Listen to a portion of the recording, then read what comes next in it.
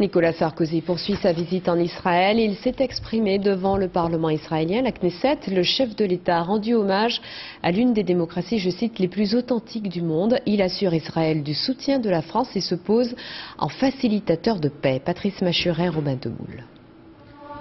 Raviver la flamme pour ne jamais oublier. Au sol, les noms des 22 camps et charniers nazis. À Jérusalem, tous les chefs d'État en visite officielle s'arrêtent dans la crypte du souvenir de Yad Vashem.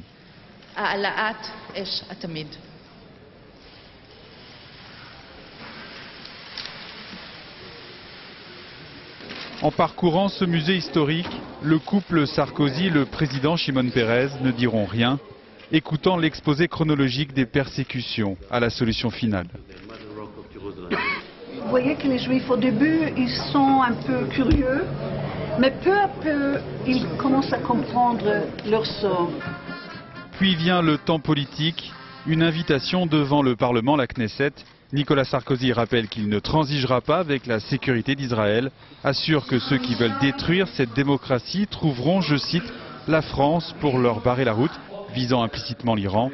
Mais en contrepartie, les Israéliens doivent stopper la colonisation dans les territoires palestiniens. Il ne peut y avoir de paix sans l'arrêt de la colonisation. Une proposition existe.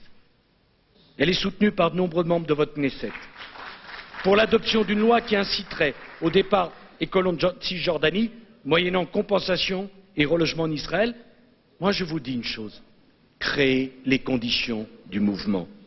À l'est de Jérusalem, dans le quartier arabe, l'ami d'Israël a été suivi en direct et les avis sont partagés. Sarkozy a dit beaucoup de bonnes choses. On a besoin de paix et de justice. On a besoin de paix et pas seulement pour les Israéliens. Sarkozy a beaucoup parlé des souffrances des Israéliens, mais pas des souffrances des Palestiniens depuis 1948.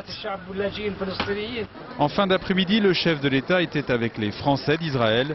Ici, ils sont 100 000 et 85% ont voté pour lui à la présidentielle.